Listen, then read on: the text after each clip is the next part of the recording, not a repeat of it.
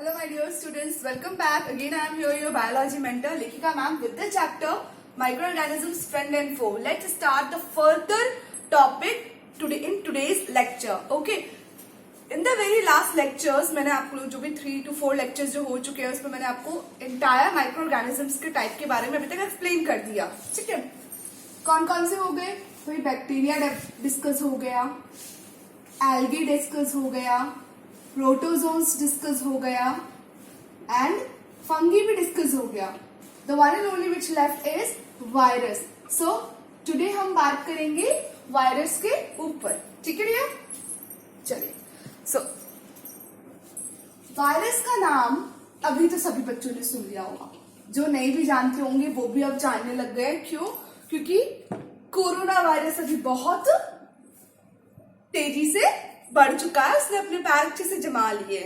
One thing अगर आपको याद हो तो in the previous sections, in the previous lectures भी मैंने आपको बोला था कि वायरस अपने आप में ना एक माइक्रो ऑर्गेनिजम्स में राजा काइंड ऑफ है. जैसे राजा होता है ना, उसका लाइफ स्टाइल बिल्कुल अलग है, उसकी पर्सनालिटी, उसके कैरेक्टरिस्टिक्स सब कुछ अलग होते हैं. सेम ऐसे ही माइक्रो ऑर्गेनिजम्स के अंदर वायरस का कैरेक्टरिस्टिक ही बिल्कुल अलग है. वायरस अपने आप में बिल्कुल ही डिफरेंट है. ठीक है, बिल्कुल अलग तरीके से जिंदगी जीता है वो, ड्यूअल काइंड ऑफ. सी, तो हम इसके बारे में स्टार्ट करते हैं. It was very first discovered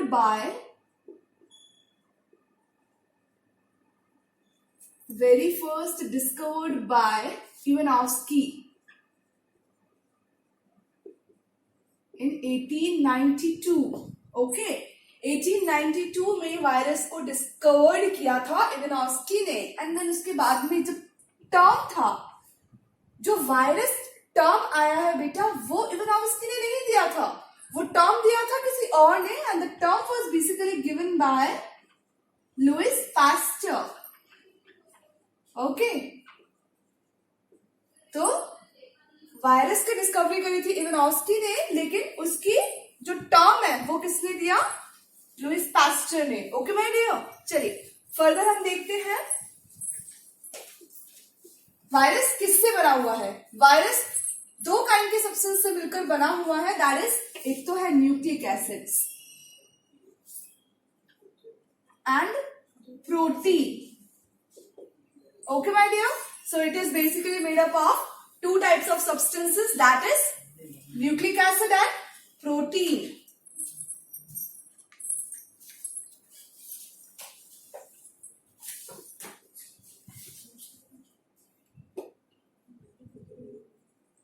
These are made up of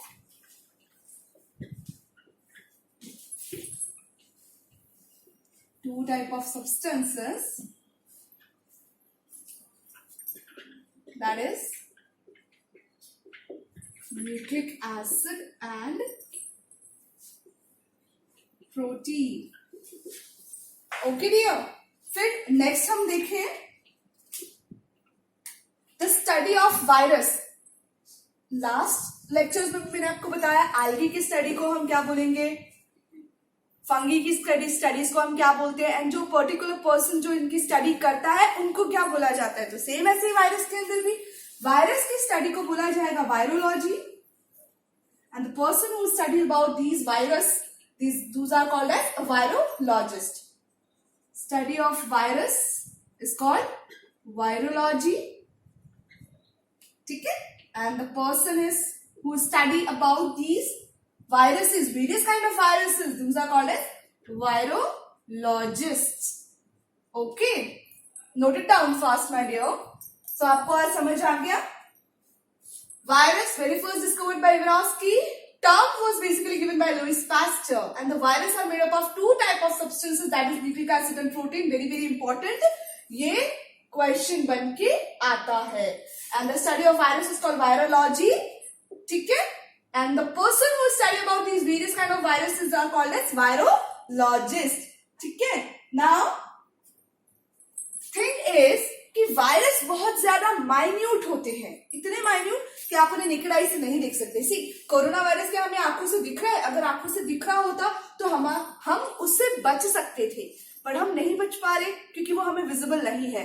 that's why we have to wear mask, we have to put mask, we have to clean our hands throughout the time. जब भी हम कोई चीज छू रहे हैं या हम किसी के पास जा रहे हैं, मिल रहे हैं, तो we have to sanitise ourself because we can not see the virus. ठीक है, बिकॉज वायरस की मेटाबॉलिज्म, उसकी जो एक्टिविटी है, मेटाबॉलिक एक्टिविटी बिल्कुल डिफरेंट है my dear other kind of microorganisms से.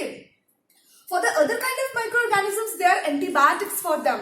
ठीक है, उनकी सेल एंजाइम्स के अकॉर्डिंग वैक्सीन्स बना दी जाती हैं, बन जाती हैं आराम से. ठीक है, बट वायरस की बात करें तो बेटा वायरस एक ऐसा माइक्रो ऑर्गेनिज्म है, अपने आप में कॉम्प्लिकेटेड काइंड ऑफ है कि वो नॉन लिविंग एंड लिविंग दोनों ही सर्कमस्टांसेस में पाया जाता है. वायरस दोनों ही लाइनिंग के बीच में पाया जाता है. वह नॉन लिविंग भी कंसिडर किया जाता है और लिविंग भी कंसिडर किया जाता है. ये इसी वजह से वायरस को समझना थोड़ा सा इम्पॉसिबल सा है. दूसरी चीज, वायरस के अंदर म्यूटेशन के भी चांसेस पाए जाते हैं. See what is corona virus.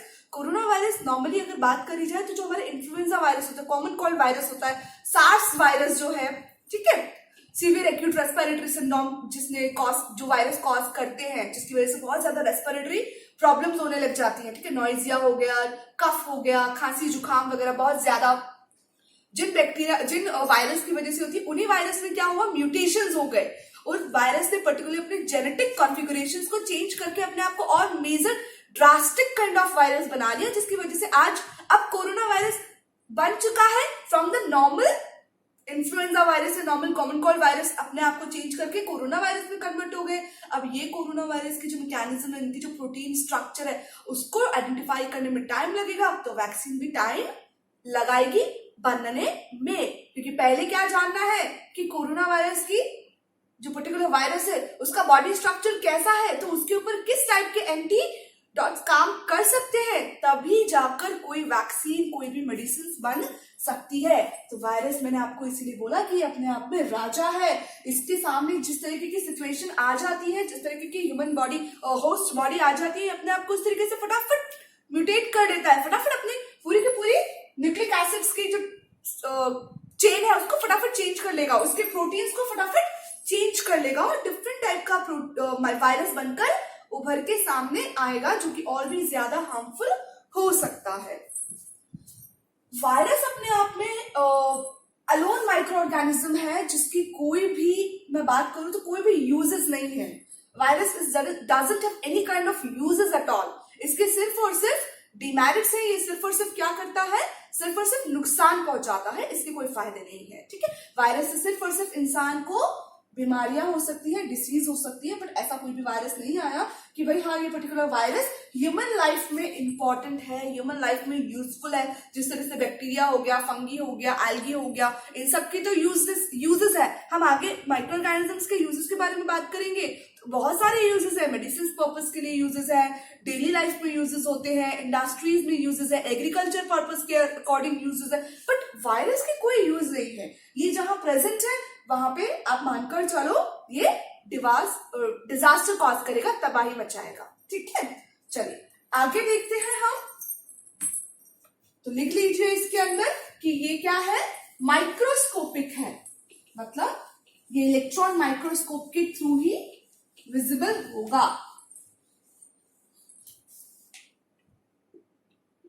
Visible only by electron microscope. अच्छा, अब आगे देखते हैं साइज. प्रोटोजोन्स की जब हमने बात करी थी तो उनकी साइज के बारे में हमने बात किया था. मैंने आपको बताया था 2 to 200 माइक्रोन्स उनके साइज थे. ठीक है, मतलब इतने साइज के बीच में वैरी कर सकते हैं. और वही वायरस की बात करें तो it is about 20 to 350 nanometre diameter होता है इनका. इनकी साइज इसके बीच में वैरी करती है. They are very very much smaller than protozoans. Okay, protozoan से भी ज्यादा छोटे होते हैं. सम ऑफ द वायरस की साइज प्रोटोजोन से थोड़ी बड़ी भी हो सकती है. ठीक है, चलिए इसके बाद viruses are lied in between. Viruses किन के बीच में पाया जाएगा, या फिर हम बोल सकते हैं इट शोज द कैरेक्टर्स, या किन किन के कैरेक्टर्स शो कर सकते हैं। अभी थोड़ी देर मैंने पहले आपको बताया, लाइज इन बिटवीन और showed characters of living and non living. Okay, ये क्या करते हैं, लिविंग एंड नॉन लिविंग जो ऑर्गेनिजम्स है, ठीक है, जो पार्ट है अर्थ के ऊपर, उनके कैरेक्टर, उनके बीच में कैरेक्टर शो करता है। Sometimes they are considered as a non living condition, sometimes they follow the condition of the living condition.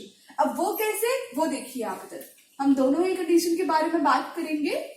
When the virus lie in non-living condition and the virus lie in living condition. See,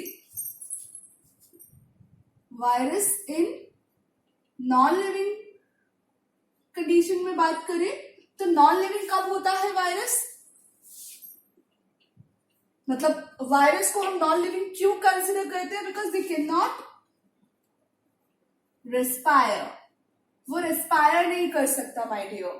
जो virus है वो respire नहीं कर सकता, इसकी वजह से energy नहीं डेवलप हो सकती, एनर्जी नहीं बन सकती, और जब एनर्जी नहीं बनेगी तो नॉर्मल सी बात है, वो they can't prepare their own food, because we all know respiration process is the entire process जिसकी वजह से एनर्जी का फॉर्मेशन होता है with the help of food. और जब एनर्जी का फॉर्मेशन होगा, इसका मतलब बॉडी के अंदर एनर्जी आएगी, द पर्सन और द ह्यूमन बीइंग और the particular living organism can do their work, can perform their work, but virus can not respire, so they cannot having the energy, they cannot perform or produce energy on their own, but so they have to depend.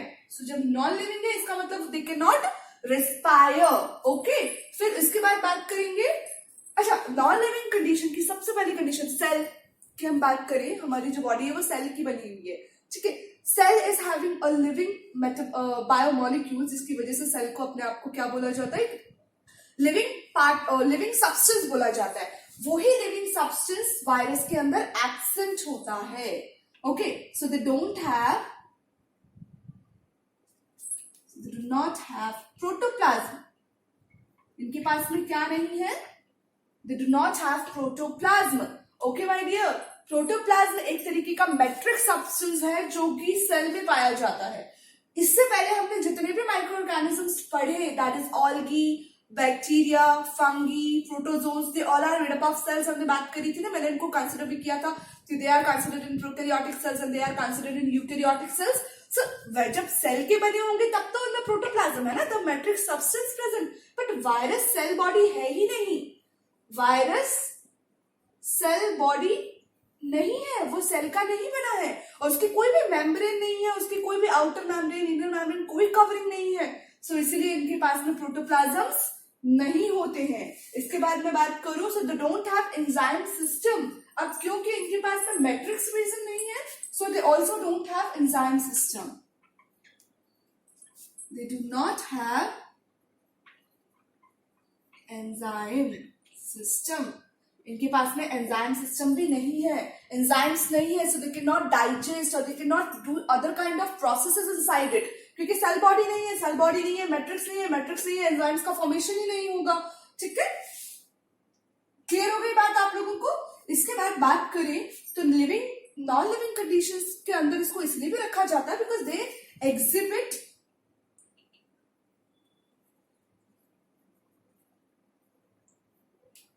crystallized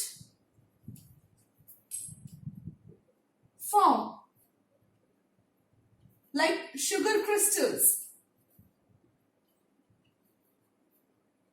ठीक है, या दे appear as a crystallized form, जिस तरीके से sugar की crystals होते हैं ना, शुगर हम जो हमारे घर में शक्कर है, ठीक है, जो हम मिल्क में डालते हैं, चाय बनाते समय डालते हैं, so our milk get sweeten in taste, same वैसे ही वो जो शुगर है उनको क्या बोला, शुगर है और सॉल्ट है, इनको क्या क्रिस्टल्स बोले जाते हैं ना, व्हाइट कलर के। तो वायरस को भी उसी तरीके से क्रिस्टलाइज्ड करके स्टोर करके रखा जा सकता है। समझ में आई बात?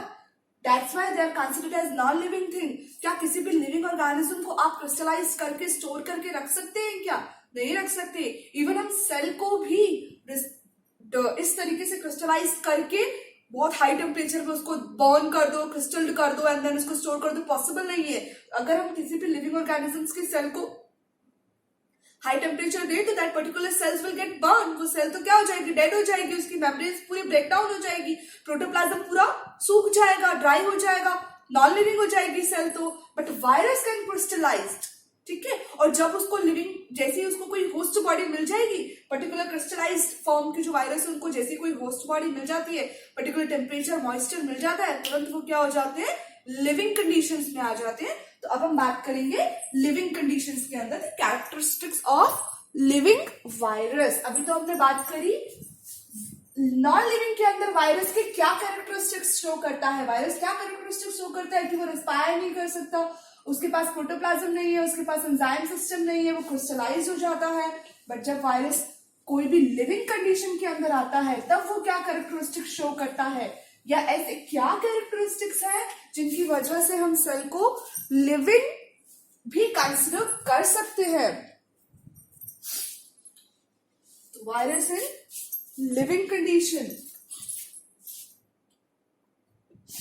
ओके। सी, वायरस को हम लिविंग क्यों बोल रहे हैं, ऐसी क्या चीज है वायरस के अंदर जो उसको लिविंग बनाती है। क्लियर मेरी बात बेटा? सो दे कैन रेप्लिकेट, सबसे पहली चीज। सी, हम लोग क्या है, मल्टी सेल्यूलर ऑर्गेनिजम्स है, और इससे पहले जो मैंने माइक्रो ऑर्गेनिजम्स की बात आपको जब पढ़ाया था तो दे ऑल आर यूनिसेल्यूलर, ठीक है। बट जब एल्गी और फंगी की बात आई थी तो मैंने बोला था कि कई many of the algaes and fungis are also multicellular. Multicellular मतलब एक पर्टिकुलर सेल है, वो ब्रेक डाउन होके 2 सेल बनाती है, ये 2 सेल ब्रेक डाउन होके 4 सेल बनाएंगी, तो एक सेल, 1 से 2 सेल, 2 से 3 और 4 सेल, 4 से 8 सेल। इस तरीके से क्या हो रही है, सेल बढ़ता जा रहा है। सेल का कॉम्बिनेशन क्या बनाएगा, जब बहुत सारी सेल्स एक्यूमुलेट हो जाती है तो टिश्यू बनता है, जब बहुत सारे टिश्यूज मिलते हैं तो ऑर्गन, ऑर्गन से organ system, and organ system से फिर एक पूरी बॉडी तैयार हो जाती है। सी, बात समझ में आ रही है? तो ये सेल में क्या हो रहा है, रेप्लिकेशंस हो रहे हैं। एक जो सेल है वो अपनी जैसी और भी बहुत सारी सेल्स बना रही है, क्योंकि उसके अंदर क्या है, डीएनए है, उसके पास में क्रोमोसोम्स है, ठीक है, उसके पास में न्यूक्लियस है जो क्या कर रहे हैं, सेल को रेप्लिकेट कर रहे हैं। तो वही सेम कंडीशन क्या है, वही सेम कंडीशन वायरस में भी पाई जाती है। सो दे रेप्लिकेट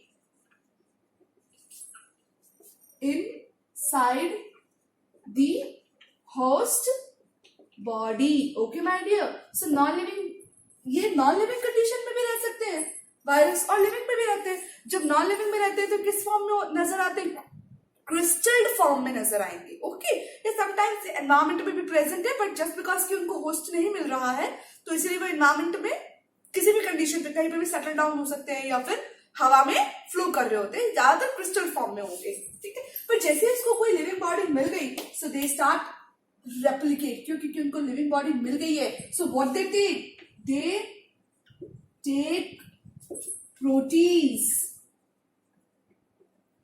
राइबोसोम्स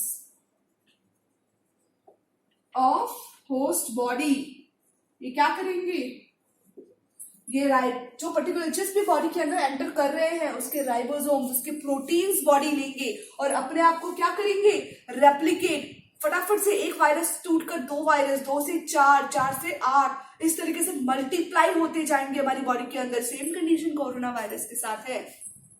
कोई भी एक सिंगल वायरस जैसे ही हम इनहेल कर लेते हैं तो वो पर्टिकुलर वायरस हमारे रेस्पिरेटरी सिस्टम में जाता है, एंड देन वहां जाने के बाद में जैसे ही वो उसको क्या मिल रहा है, परफेक्ट टेम्परेचर मिल रहा है, ठीक है, और टॉलरेबल मॉइस्चर, उसको मॉइस्चर मिल रहा है, टेम्परेचर मिल रहा है, उसको सारी चीजें मिल रही है, ऑर्गेनिक कंपोनेंट्स अंदर मिल रहे हैं, तो उसको क्या मिल गया, अब ग्रोथ मिल गई, उसका रिप्रोडक्शन स्टार्ट हो गया, उसका रेप्लिकेशन स्टार्ट हो गया। वो अब अपने आप को क्या करेगा, उस पर्टिकुलर होस्ट बॉडी से सारे ऑर्गेनिक कंपोनेंट्स और क्या बोलते हैं जितने भी ऑर्गेनिक कंपाउंड्स है वो लेगा, टेम्परेचर उसको मिल रहा है, मॉइस्चर उसको मिल रहा है, ठीक है, और क्या करेगा, खुद को रेप्लिकेट करेगा, 1 से 2, 2 से 4, इस तरीके से अपने नंबर्स बढ़ाएगा। तो सर्टेन टाइम्स के, सर्टेन लिमिट जो होती है टाइम की, उसके अंदर बहुत सारे वायरस हमारे रेस्पिरेटरी सिस्टम के अंदर, पूरा पाथवे के अंदर बहुत सारे जो वायरस है वो बहुत ज्यादा ग्रो कर जाएंगे और सडनली हमारे जो मसल्स है उसको जर्क कर देंगे, और इसलिए हमें सांस लेने में तकलीफ होगी, हमें बोलने में तकलीफ होगी, हमें बहुत ज्यादा कफ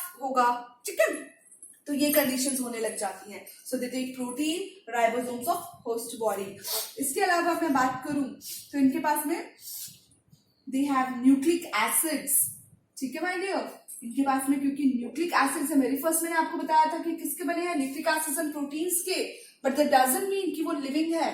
ठीक है, न्यूक्लिक एसिड्स एंड प्रोटीन्स के उनका स्ट्रक्चर बना हुआ है. So they have nucleic acids और इसी की वजह से ये क्या होंगे, न्यूक्लिक एसिड है, सो दे कैन रेप्लिकेट. ठीक है, और इसके बाद जब क्योंकि न्यूक्लिक एसिड है, so they show genetic mutation same as chromosomes in living beings.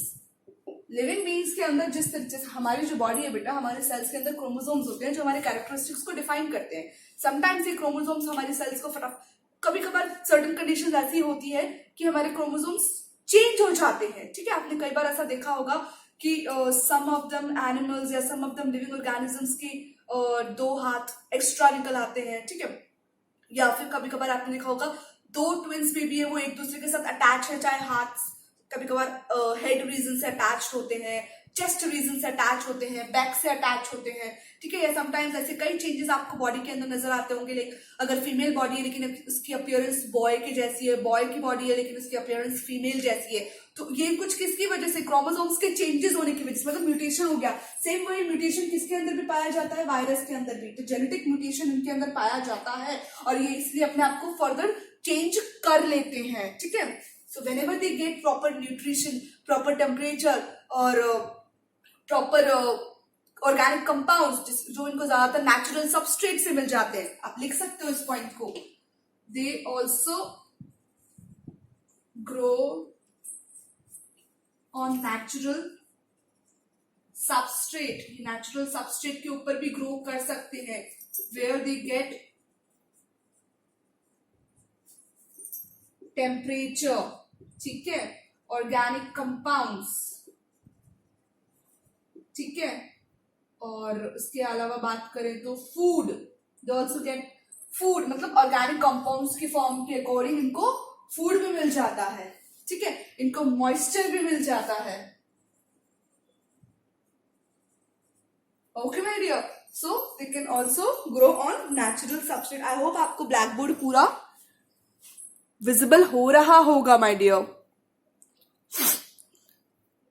Yes, okay, चलिए तो फर्दर गेट दीज पॉइंट्स. आपको समझ आ गया ये सब. इसके बाद बात करें, सो दे ऑल्सो कॉज डिसीजेस. ये डिसीज भी कॉज कर सकते हैं. सो इसलिए वायरस को हम ये भी बोल सकते हैं कि वो लिविंग है, क्योंकि जिस तरह से अदर माइक्रो ऑर्गेनिज्म करते हैं, डिसीज कॉज करते हैं, बीमारी कर देते हैं, इसी तरीके से वायरस भी कैन कॉज डिसीजेस. सो आप एक पॉइंट और लिख सकते हो, they cause diseases in living beings. ठीक है, सो ये लिविंग बीइंग्स में डिसीज कॉज कैसे करते हैं, that's why they are considered as living characteristics. So characteristics of living beings क्या बता दिया कि दे रेप्लिकेट. ठीक है, ये लिविंग सेल्स के अंदर रेप्लिकेट करते हैं. न्यूक्लिक एसिड इनकी बॉडी के अंदर प्रेजेंस होता है जो प्रोटीन को सिंथेसाइज करता है. ठीक है, ये होस्ट की बॉडी से राइबोसोम्स भी ले लेते हैं. इसके अलावा बात करें तो जस्ट बिकॉज कि इनके पास में न्यूक्लिक एसिड्स प्रेजेंट है तो ये जीन म्यूटेशन भी शो करता है. जिस तरह से हमारी बॉडी के अंदर क्रोमोसोम्स प्रेजेंट है, इसी तरीके से इनकी बॉडी भी चेंज कर सकती है खुद को. कोई भी नॉन लिविंग थिंग अपने आप को चेंज नहीं कर सकती ना. अगर मैं आपके सामने टेबल रख दूं, कंप्यूटर रख दूं, ये ब्लैक बोर्ड है, तो क्या ये अपने आप को चेंज कर सकता है? क्या ये पेन अपने आप को चेंज कर सकता है? नहीं कर सकता.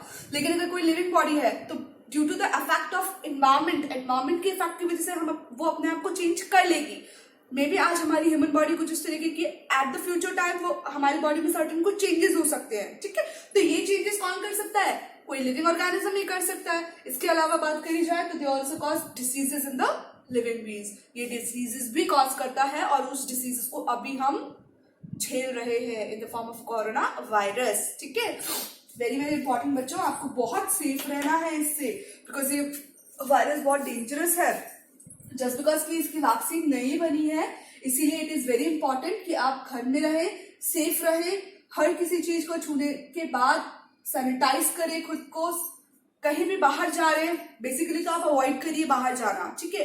कुछ भी बाहर से मंगा के खाना अवॉइड करिए, ठीक है, क्योंकि we don't know the person about that person who cook that food, ठीक है। ऑर्डर करके हम घर पे मंगा रहे हैं, नॉट नेसेसरी मदर ने जो बनाया है वही खाएं, because virus can't be visible through our naked eyes and just because की इसकी वैक्सीन नहीं है, so we don't know what about the timing कि हम कितने टाइम में ठीक हो पाएंगे और कितने टाइम में ठीक नहीं हो पाएंगे, okay. And due to because कि आप लोग बहुत छोटे हैं और छोटे बच्चों का इम्यून सिस्टम ग्रोइंग स्टेज पे होता है, बन रहा होता है इम्यूनाइजेशन प्रोसेस, तो इसीलिए आप लोगों में बच्चों के अंदर इम्यूनिटी थोड़ी सी वीक रहती है वायरस से लड़ने के लिए, ओके माय डियर। सो अब जो नेक्स्ट है वो हम आपको नेक्स्ट लेक्चर में पढ़ाएंगे about the habitat of the micro organisms and about the useful of the micro organisms. अभी तक हमने एक माइक्रो ऑर्गेनिजम्स को बहुत डिटेल में मैंने पढ़ाया, आपको क्वेश्चंस आते हैं इसलिए आपको पढ़ना है अच्छे से एक एक पॉइंट, जो आपको एनसीईआरटी टेक्स्ट बुक में भी आपको इतने अकॉर्डिंगली नहीं मिलेगा,